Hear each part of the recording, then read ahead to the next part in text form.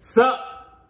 I really wish I had some popcorn right now, but the microwave is still broken. God damn. It was a regular Saturday night. I wasn't in the best mood as I had to babysit my little 8-year-old cousin Alex that night. My aunt and uncle were heading out of town for the night with my parents, and they needed a babysitter. Of course, my parents just had to volunteer me. My dad offered to pay me $30 to take Alex to Freddy Fazbear's Pizza. That sounds... Why is this light on? What the hell? What he just said, the name of that place, sounds just as clucked as Chuck E. Cheese, which I don't even know if Chuck E. Cheese is still, a thing. I don't know if they need to be shut down for cluckness alone, for susness alone. That sounds just as bad as Chuck E. Cheese.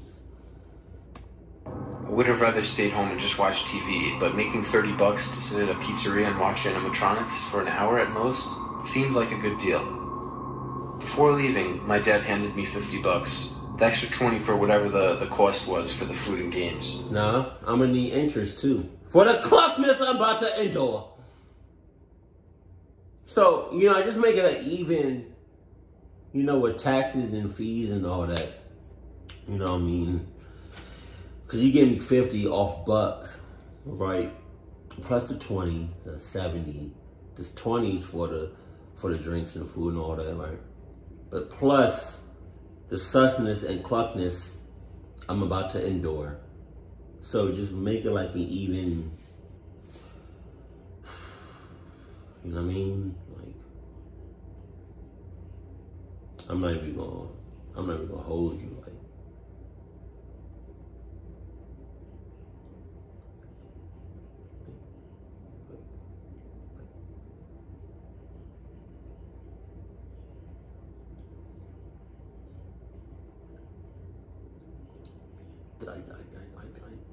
Like something small, like 30, you know what I mean? $1,000 and 2 cents. I would obviously pocket the change. My aunt and uncle dropped Alex off as they left with my parents. I greeted Alex and tried talking to him, although I didn't expect much conversation from an 8-year-old. It was around 8 o'clock when we left. I had never been to this place. I imagined it would be like Chuck E. Cheese. I did, however, know that this place had a bad history and that it would be closed by the end of the year. Alex seemed excited on the way there. I couldn't relate. I remember having always been afraid of those singing animatronics in these kinds of places when I was younger. We got there at around 8:15. The last show of the night started at around 8:30. I remember outside seeing a help wanted sign for a security guard. I wondered what... My ass. My ass. That's tough. That's tough. I would rather be a security guard at Wendy's than to be a security guard anywhere within a 6-mile radius of this cluck shit. A place like this would even need a security guard, but I shrugged it off. We sat down at a table and I got a pizza for us. It tasted no better than a frozen pizza or what you would get at a Chuck E. Cheese. I didn't expect much more though. The atmosphere seemed a little outdated, like something that would fit in the early 90s. The place wasn't particularly nice or clean, but it was still very popular, which made me wonder what could have happened to make it have to close by the end of the year. While eating, there was suddenly a loud drum roll, followed by a voice introducing the characters. The kids all cheered as the curtains opened up, revealing 3 animatronic singers, Freddy, Bonnie, and Chica. I was shocked. These animatronics looked old and a lot less detailed than I was expecting. They looked creepy. As they sang their first song, Alex, along with all the other kids, seemed to be enjoying it. Even most of the parents seemed to be smiling and having a nice time. Alex, is that the name of a song? Alex? Because if it is, why do I have a feeling that they clucked up a person named Alex? a kid named Alex. That's clocked up. He even singing the song about that. But I just stared with a blank expression on my face. The animatronics movements were pretty smooth and impressive though. I guess they made up for the looks. After they finished their first song, the chicken in the back, Chica, I swear, turned its head and looked straight at me. Well, that's time. I say, I don't know if I usually say it on here or not. I don't even know if any of you all ever heard me say this, but I say the phrase, "That's time," when it's time for me to go, or it's time for when it's time for me to go somewhere else. I usually say like at work, right? Let's say, you know what I mean, I'm done with my shift. I say, that's time. Or me and baby girl, you know what I mean?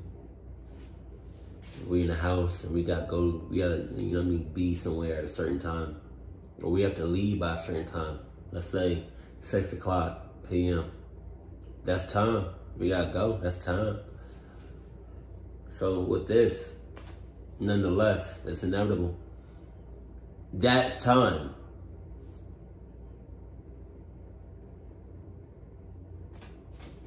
Corvette. Chopping mother like that.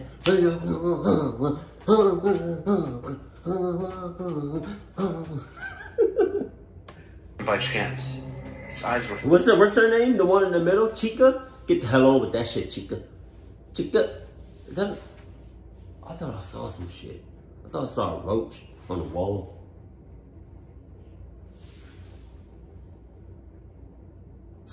I'm not with this cluck shit.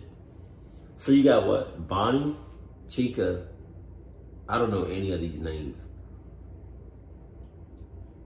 I forgot the third one. But Chica with the cluck shit. You got the wrong one tonight. I promise you that one. You got the wrong one. The cluck you looking at, Chica? But you got the wrong one. Come on with that bullshit. Fixed right on me.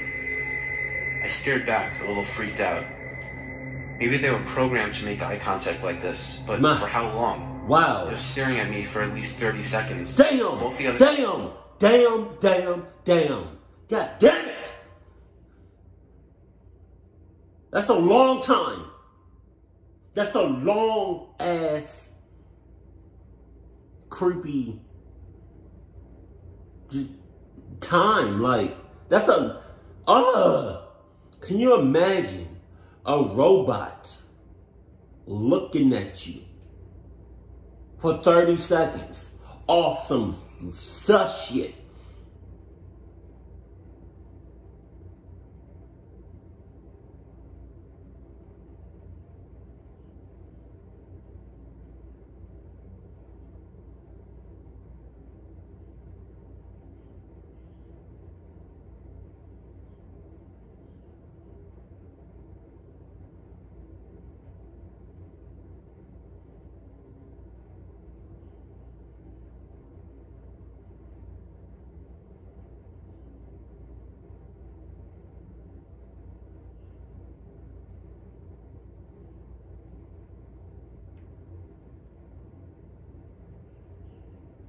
I don't even know if that was 30 seconds or not. Was that 30 seconds?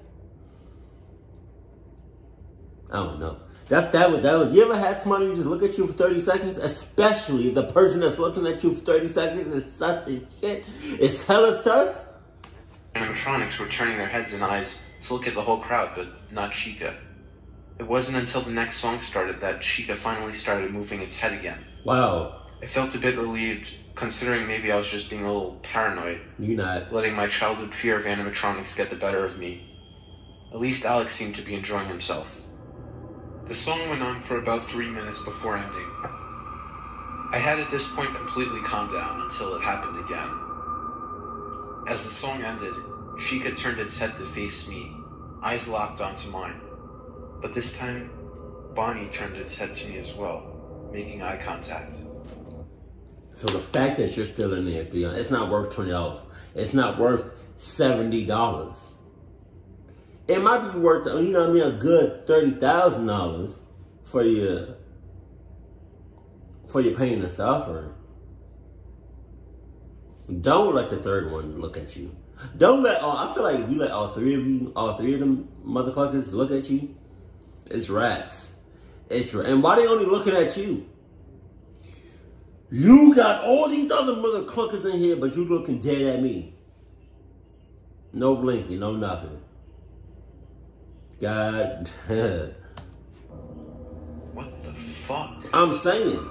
Obviously loud enough for Alex to hear me, as he looked at me with a curious stare. I pointed out to Alex that the two animatronics were looking at me. He didn't even acknowledge what I said. As Freddy spoke to the audience, both Bonnie and Chica's fake eyes were locked onto mine. My heart started beating twice as fast. At this point, I was freaking out in my seat. Why was nobody turning around to see what the two robots were staring at? Was anybody acknowledging what was happening? I got up out of my seat to go refill my soda at the fountains, frightened to look behind me at the stage. I refilled my cup and stalled by slowly putting on a new lid and straw. I was just waiting for the next song to start or some kind of intermission. I just couldn't turn around to look at the stage. Suddenly, I heard Alex call my name. I had to turn around now. It's okay, I thought. There was no way the animatronics were still looking at me after leaving my seat. I turned around to look at Alex, but I saw at the corner of my eye the two heads staring at me. Damn! I dropped my cup of soda on the floor out of shock. An employee came over and asked me if I was alright.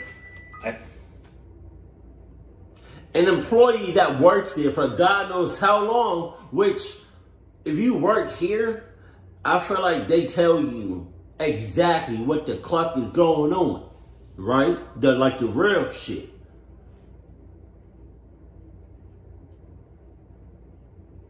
So that being said, all the employees know what's really going on.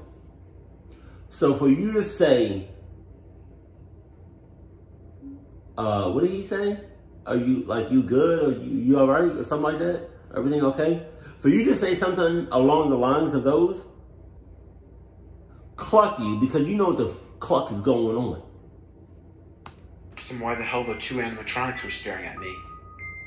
Just as I was saying this, I heard Freddy on stage say it was time for intermission. I turned my head to look at the stage, and the curtains were already closing. The employee explained to me that the animatronics were designed to make eye contact with people before he walked off. I could tell he hadn't taken me seriously. If they're designed to look at people, why they not looking at nobody else? I got up. I walked some feet in a totally different direction, and they looking at me. I'm the only one they looking at.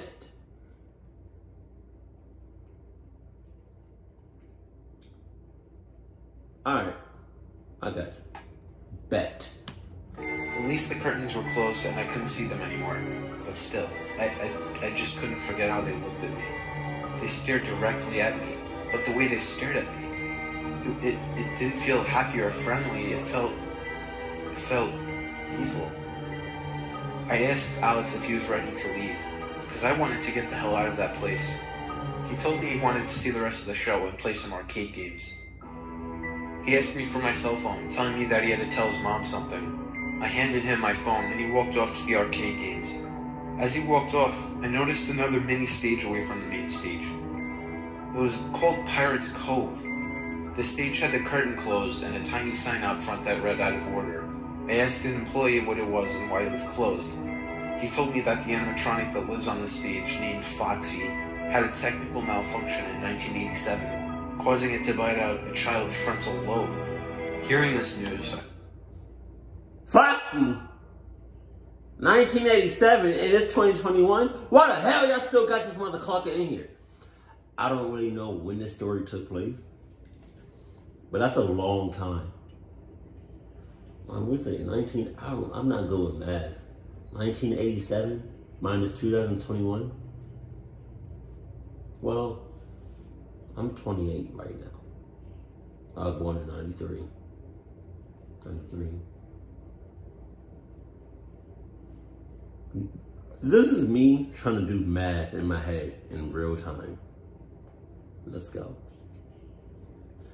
let's say, for instance, this story took place in 2021, which is highly unlikely, but let's say it took place in 2021. Foxy broke down, what, in 1987? I'm 28 right now, and I was born in 1993. 93? 92? 91? 90? 89? 88? 87? 6. So, do you do 6 plus 28? 28? 29, 30, 31, 32, 34. It's 34 years old? Is that right? 34 or 35? No, 34. 34. All right?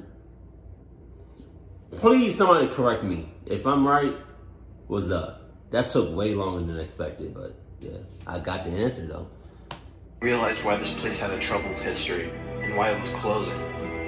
It shocked me that if such a horrific accident like this happened, how this place managed to stay open all this time. I was starting to feel uncomfortable staying in that place. I wanted to leave as soon as possible, but I knew Alex was having a good time. I saw... Damn Alex! Damn him! You got 2 options. You got 2 options, Alex. You either stay here and I'll leave and never, ever come back for you, or till you come with me and we never speak about this again. You got 2 options. And I suggest you make that answer within the next couple of 6 seconds. 6 seconds. You got 6 seconds. 1, 2, 3, 4, 5, 6.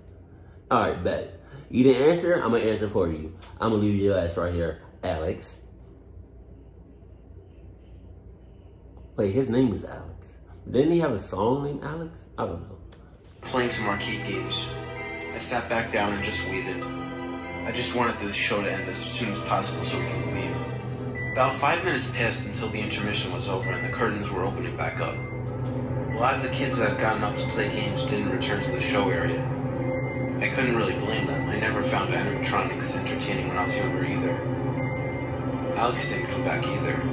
I know I should have probably just gotten away from the stage and played the games with Alex, but part of me was curious. Oh my God. I needed to see what was going on and if these things would still stare directly at me with their evil plastic eyes. Freddie and Bonnie made jokes and interacted with the kids in the audience a bit before starting their 3rd song. It was interesting though. Most animatronics were attached to the floor, only able to move from the torso up. But these guys, their legs seemed to have free movement. Oh no! Freddie and his friends to walk across the stage. It was incredible and terrifying. The 3rd song ended and I was ready for them to look at me. Nothing. The 3 robots made jokes and interacted with the kids, none of them even turning their heads in my direction. I felt a weird mix of feelings, relief and discontentment. Why was I anticipating it? Why did I want them to stare at me?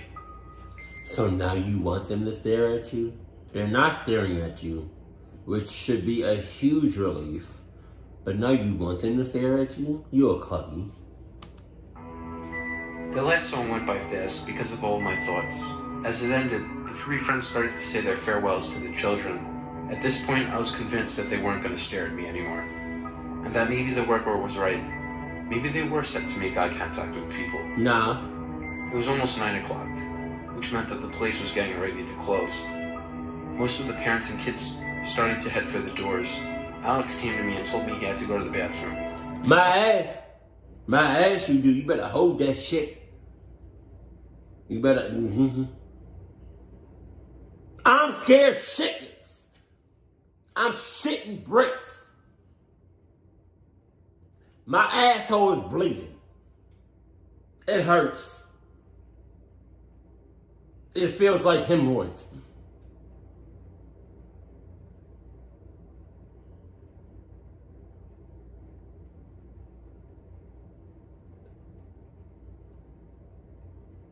You either hold it or you go to the bathroom in the car. The men's room had an out of order sign on it. I asked an employee where he could use the bathroom, and she said that he could use the employee restroom. The employee pointed Alex to the bathroom. There was an announcement that the place was not closed. I waited for a few more minutes. It seemed that I was the last person there. Even most of the employees had left. I stood there growing impatient until I noticed something at the corner of my eye. No, it couldn't be. Oh my God. I turned my head to see that all three of them were looking at me. But I told you that's rats. They about to cluck you up. No condom necessary. Straight raw,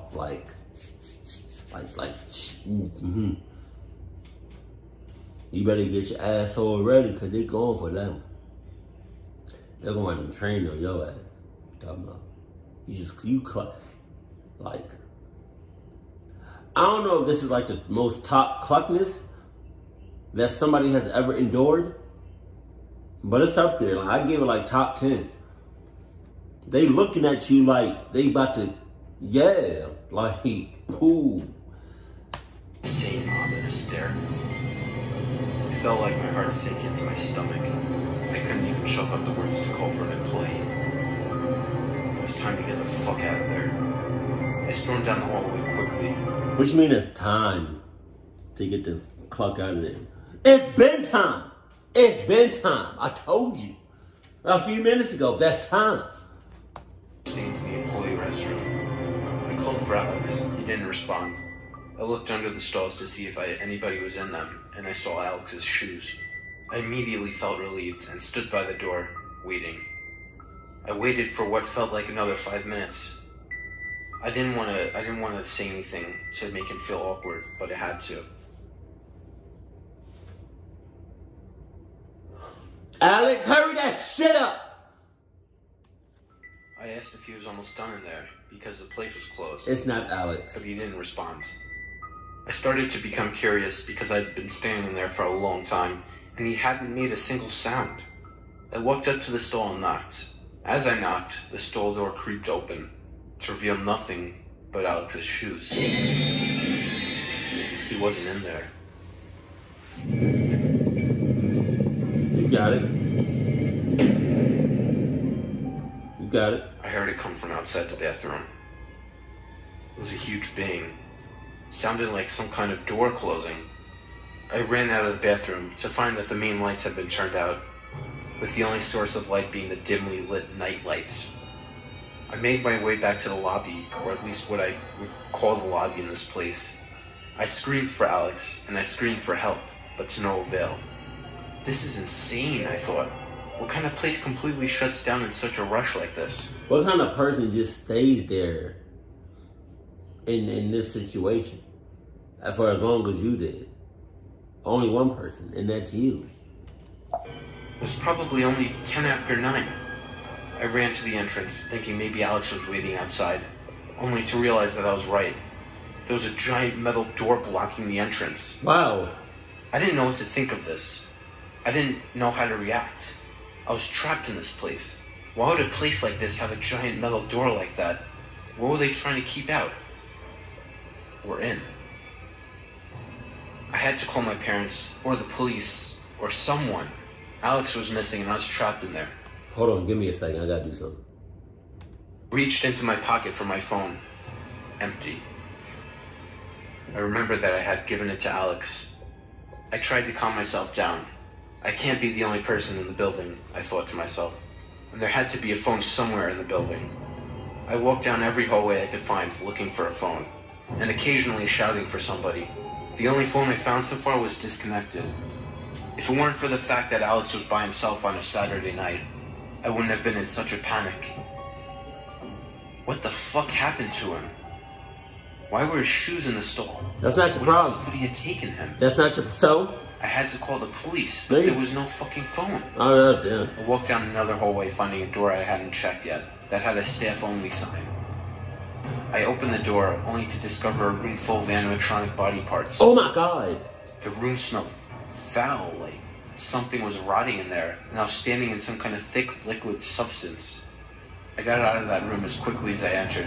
Seeing those animatronic parts made me think that maybe Alex was sitting in the dining area, waiting. The dining area was right outside the hall I was in, so I thought I might as well check. Navigating the barely lit building was pretty difficult, but also creepy. When I got to the dining area, I called for Alex, but there was no response. You doing too much. Forget Alex! Please. For all we know, Alex could be in cahoots.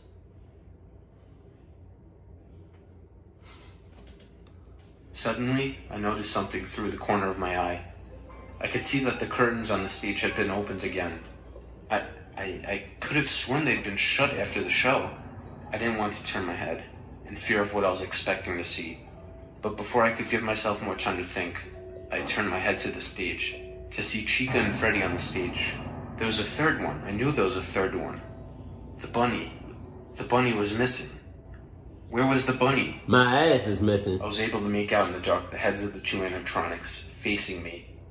I ran out of there as quickly as I could, back into the dark hallways. I stopped to catch my breath, but I heard something coming down from the hall. There were footsteps coming my way. I was saved. Somebody was there. My ass. I ran closer to the source of the footsteps, yelling for help. As I got closer, I slowed down, noticing that the footsteps were very heavy, unnaturally heavy for a human being. I stopped, thinking something wasn't right. The flickering light ahead of me didn't provide enough light to see the source of the footsteps yet. As the footsteps got closer, I could see the figure. It was the shadow of the bunny standing in the dark light from the hall. I wasn't able to let out a scream. The robot started walking toward me. And at that instant, I ran to the nearest room, which happened to be a security room. I looked for anything to defend myself with. There were no weapons, but there was a button on the wall that seemed to be a door control.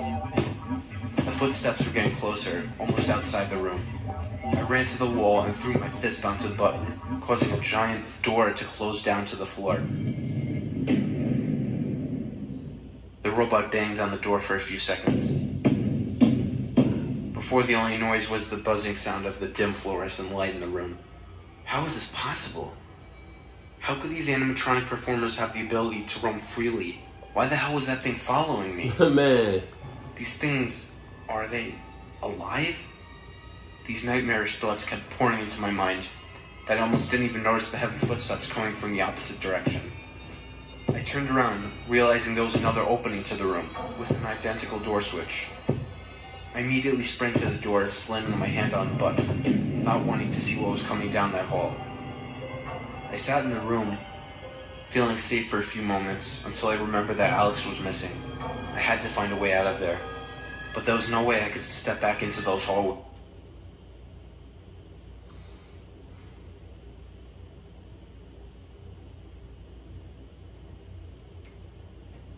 I hope they cook up Alex.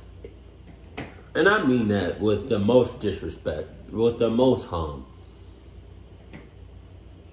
I mean when I say, and I say what I mean. I hope they get Alex and cluck him up. I do, hey. That's ridiculous how much shit you going through, man. Until I knew those things were gone. There were 2 windows in the room facing either side with a view into the hallways. I couldn't see anything outside though. It was pitch black. I noticed that under the door buttons on both sides, there were 2 buttons that were labeled light. Maybe these lights were for outside the security office. I needed to make sure that the robots weren't outside. I flipped the switch on the left side of the room to reveal the bunny's face staring at me through the glass. Damn. I hit the light switch again to turn it off. I didn't want to see that thing. I didn't want to see that thing looking at me through the glass. I moved across the room to the other side, pressing the light switch. I almost fell to the floor in fear. It was Chica, the animatronic chicken, staring at me. Chica! Chica! Let me ask you a question. Let's eat. You see her shirt? Whatever that thing is. Hey, Chica. Chica. Let me ask you a question, Chica. Hold on, Chica. I got a question for you, Chica. How long you been right there that whole time? You been right there that whole time? Looking at me? Shaking? Like a creep? Oh. Through the glass. Her mouth was open disturbingly wide, revealing a second pair of teeth inside of her beak. These teeth were smaller and seemed human-like. She banged her hands on the glass, keeping eye contact with me. I shut the light when I couldn't take the sight of the thing anymore. I sat in the chair in the middle of the room, balled up like a baby. This can't be happening, I kept telling myself. Both robots reminded me of their presence with constant knocking on the glass. I feared that they might break the glass. I didn't know what they were going to do to me if they got me, but I imagined the worst. I couldn't see anything through the glass, but I knew they were still there, watching me. While looking around the room, I found a flashlight in one of the drawers, and on the desk I noticed a camera system. I turned it on, and a bunch of screens turned on, surveilling probably every room in the building. I looked at a screen displaying the show stage. Freddy the Bear was on the stage, staring right into the camera. God damn! I looked at another screen that displayed the Pirate's Cove that I had seen earlier. There was an animatronic poking its head out of the curtains. I remembered that the employee told me that it was named Foxy, and while he was in disrepair, he was still turned on? Then I started to realize it didn't matter if they were turned on or not. These things were fucking alive, and they were evil. I could see the teeth in Foxy, and I knew that I didn't want to be anywhere near him. So I kept my eye on that Foxy? That's a guy? Foxy definitely sounds like a girl. But hey, it is what it is. To make sure he didn't move. I sat watching the camera for what felt like hours, and it probably was. The tapping on the glass had stopped, and the fox was still peeking its head out of its curtain. I had been so preoccupied with staring at the idle animatronic fox that I forgot to check any of the other cameras. I looked at the screen displaying the empty stage where Freddy was standing not too long ago. He was gone. Suddenly, all of the camera screens filled with static. I was blinded from viewing anything in the building. I started to panic and looked around the room again for anything to help me. I found an old phone hidden behind a pile of papers. I picked it up to hear a dial tone. It was working. I immediately started to dial for my parents, but I realized it would be a better idea to call the police. I redialed for 911. There was no ringing sound, just silence from the phone. I hung it up to try again, but didn't even get a dial tone this time. The bastards must have interfered with the phone. I got up to take one last peek out of the glass to see if the coast was clear to run. I turned the light on at the left side to reveal the shadow of the bunny standing in the dark corner. He's blocking that exit. Oh. I turned the right side light on as well to reveal the chicken still looking straight at me through the glass. Oh. I shut both of the lights off. I was trapped in there. There was no way I would try to outrun them. I didn't know how fast they were. I sat down in the chair, knowing my only option was to wait. I tried to rationalize the situation and calm myself down. Alex is 8. It's not like he's a toddler, I thought. And plus, he has my cell phone. He probably already called his or my parents, and I'm sure they're all on their way here now, I convinced myself. I checked my watch. It was almost 12 already. The cameras were still filled with static, and I was unable to do anything at that point. All I could do was shut my eyes and wait. I shut my eyes, thinking that everything would be fine come morning time. I still don't know how, but I had actually fallen asleep from closing my eyes for a while. My ass going to sleep. My ass going to sleep. Clock all of that. Tonight will be the longest night I have ever stayed up. I'm taking energy drinks. I'm drinking coffee. I don't even drink coffee. Starbucks on deck. 5-hour energy drinks on deck. Pills not on deck. I don't do that. Sugary shits on deck. Some Adidas snacks on deck. Because I'm not going to sleep. I'm not even dozing off. I didn't think falling asleep in this kind of situation was possible. Like, your body would be in fight or flight mode. Your adrenaline would be rushing. Your body just wouldn't let you fall asleep. But somehow I did. That's it?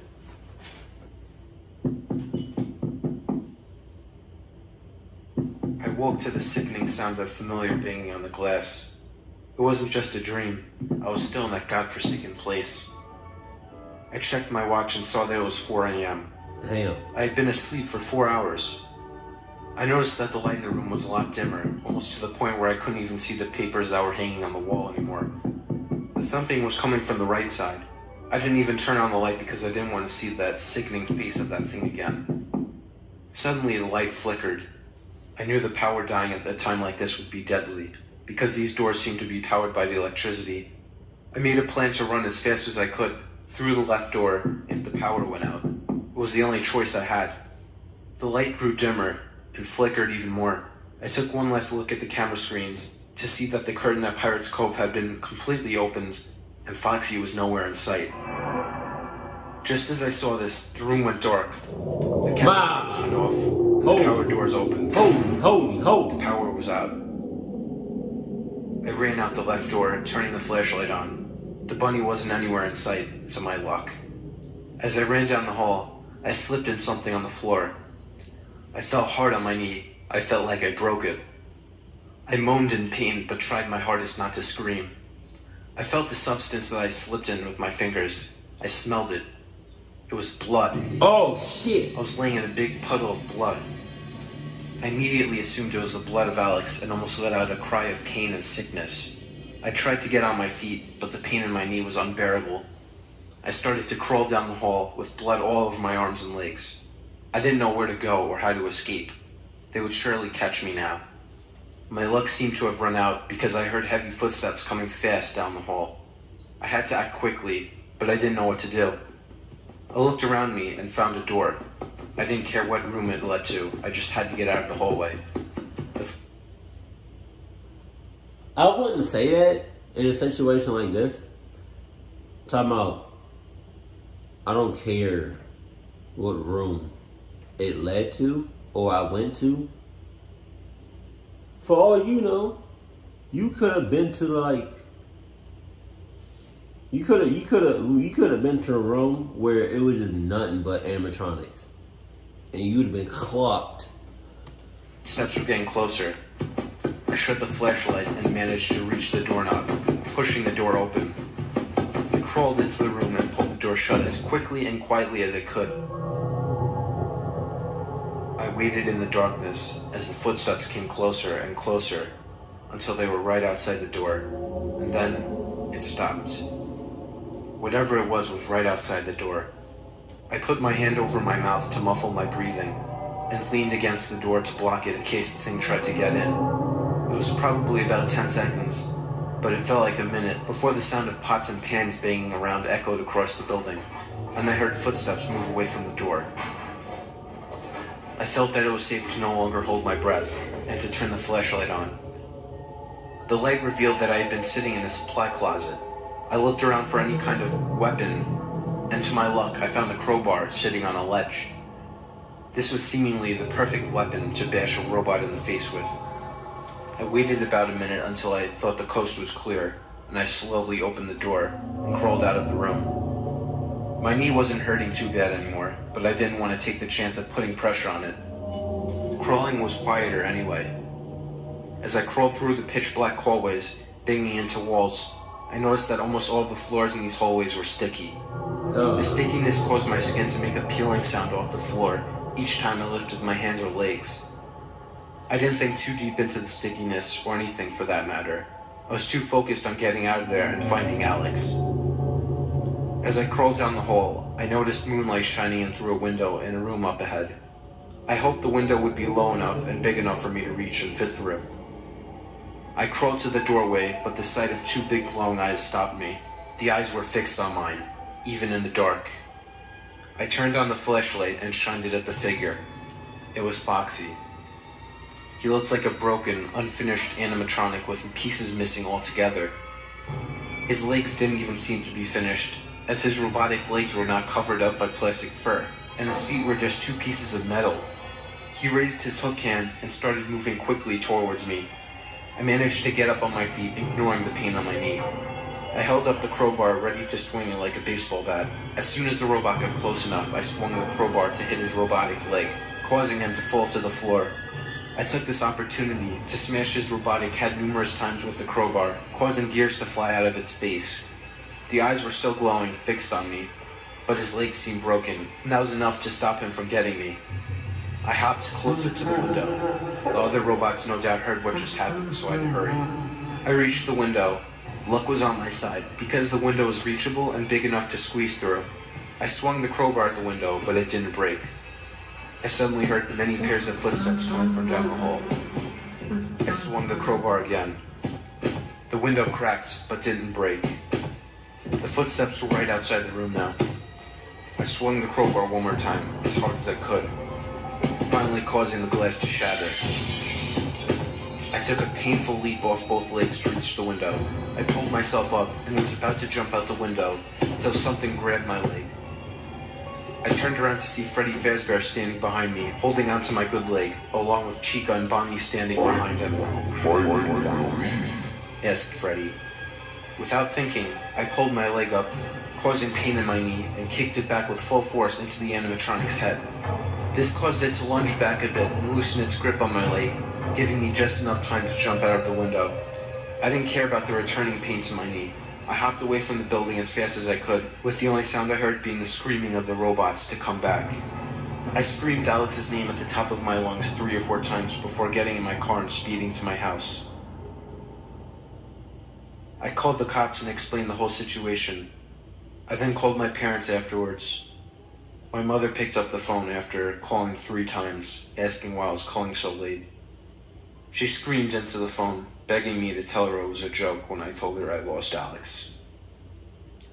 When the cops arrived, I showed them a picture of Alex and explained to them about the robots. I told them that the robots must have been somehow programmed to kill any intruders at night. I tried to make it seem as realistic as possible. They looked at each other like I was crazy, like anyone would. However, they assured me that they would have the police department look into it. After investigating, the police found nothing. No blood, no broken glass, no foul smells, no Alex, and all the animatronics were in their proper places. Nah. It's been almost a month. Alex was never found. My aunt and uncle still cry their eyes out every day. My parents don't even talk to me. But what kills me the most is knowing the evils that are inside of that place, that family-oriented place. And that even if I told anyone what happens, they would think I'm crazy. I can't prove what happened to Alex, but I know that whatever happened to him, those fucking robots had everything to do with it.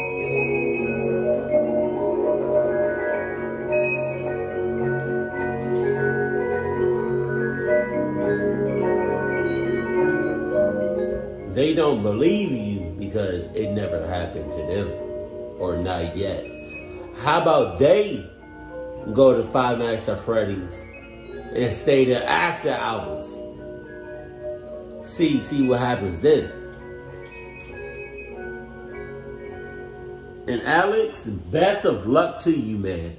I'm dead ass because you did the absolute most. I would have forgot Alex the whole time. As soon as I noticed the robots looking at me, dead at me, I would have got the hell out of there.